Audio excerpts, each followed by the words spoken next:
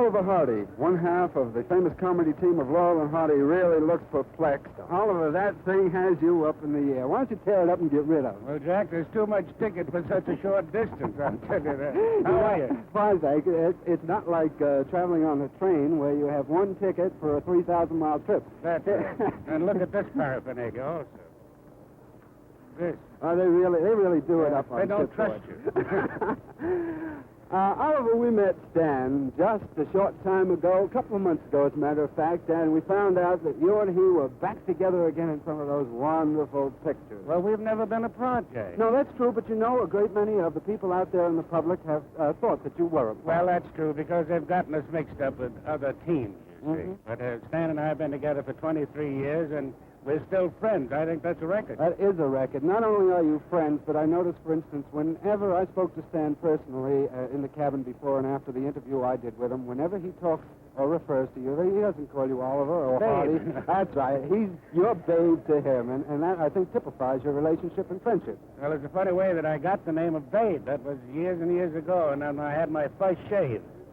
So the barber went in, and he charged a dime, and he put some powder. He says, "That's all right, baby. You're clean." So that name is stuck ever since.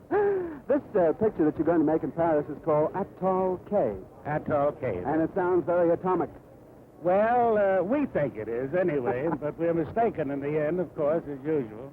It is about the atom bomb in a sense, then, isn't it? Well, it's uranium. We think we've discovered this island with uranium, and the different countries start bidding for our favor to get the island. Eventually, we find out that it isn't uranium. So the country passes up and leaves us sitting on this island. However, before you got into the team of Laurel and Hardy, you were a director out in Hollywood. No, I used to work with an old-time comedian and direct and worked with him, Larry Seaman. Remember? Back in the era of slapstick. That's right. And then I did some dramatic pictures. And then, by accident, Stan and I were thrown together, and it evolved from that. You find just as much interest today in the old-time slapstick material? I think that there is more interest, but there's so little of it done. That's true. I think that people want to laugh now, but they don't have the things to laugh at. That's very, very true. And people nowadays, they want to be connected with the higher type of, we might say, drama.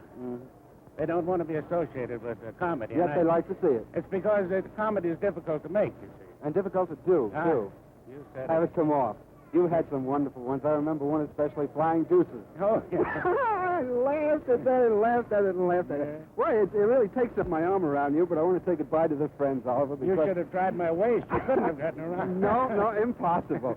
We're running out of time out here. I want to thank you for chatting with us today and tell our friends that we come to the end of this edition of Ship's Reporter. Ship's Reporter is produced on film by the National Television Guild and directed by Chick Vincent.